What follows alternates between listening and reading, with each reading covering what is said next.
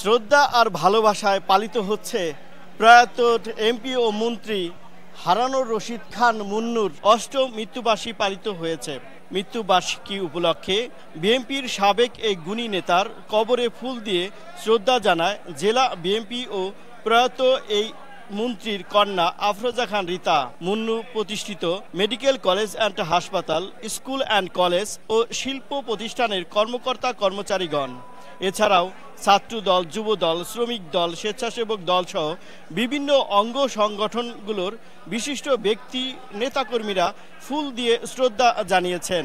এছাড়াও অনুষ্ঠিত হয়েছে ফ্রি মেডিকেল ক্যাম্প সহ নানা আয়োজন। এই আয়োজনে বিএনপির এই সাবেক গুণী নেতার মৃত্যুবার্ষিকীতে ফ্রি চিকিৎসা সেবা পেয়ে গর্বিত স্থানীয় বিভিন্ন শ্রেণী পেশার রোগীরা। আমার খুব ভালো লাগছে যে আমি ফ্রি চিকিৎসাটা পাইলাম।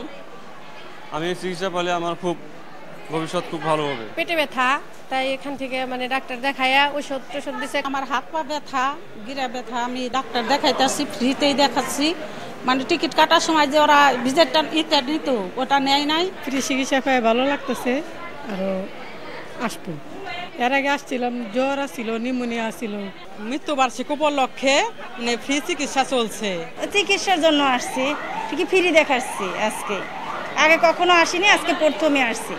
চিকিৎসক দিয়ে এমন প্রয়াতের মৃত্যু বার্ষিকীতে চিকিৎসা দিতে পেরে খুশি হাসপাতাল কর্তৃপক্ষ। এটা কোনো স্পেসিফিক কোনো সাবজেক্টের উপরে না, মেডিসিন, সার্জারি, গাইনি, অর্থোপেডিক্স, চক্ষু, ইএনটি, অর্থাৎ আমাদের এই হাসপাতালে যত বিশেষজ্ঞ স্বাস্থ্য বিধি আছে প্রত্যেকটা বিষয় হচ্ছিল আমরা বিনামূল্যে চিকিৎসা দিচ্ছি।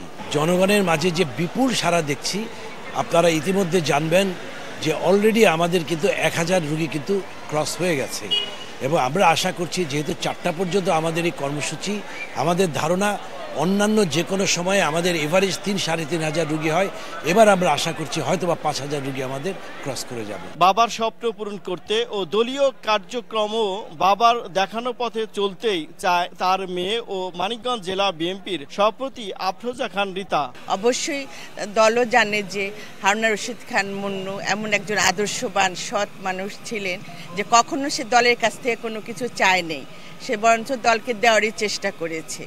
আর আমি তার সন্তান হিসাবে আমি চাবো আমার বাবার সম্মানটা যেন থাকে। আমার বাবার কিছু স্বপ্ন ছিল যেগুলো অনেক কিছু অপূর্ণ রয়ে গেছে, বিশেষ করে মানিকগঞ্জবাসীর জন্য সে সব কিছুই চিন্তা, কীভাবে মানিকগঞ্জ মানুষের শিক্ষার মান উন্নত করা যায়। বিশেষ করে এখানে উনি একটা ইউনিভার্সিটি করার চিন্তা ছিল, তারপর তার চিন্তা ছিল যে ইচ্ছা ছিল একটা স্টেডিয়াম করার। 2017 সালের 1 আগস্ট এই গুণী নেতার মৃত্যু হয়। মানিকগঞ্জ 2 আসন থেকে 1991 থেকে 2001 সাল পর্যন্ত তিনি এমপি ছিলেন।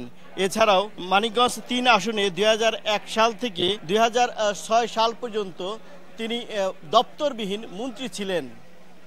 আর এই গুণী শিল্পীকে এখনও শ্রদ্ধাভরে স্মরণ করে এই অঞ্চলের মানুষগুলো।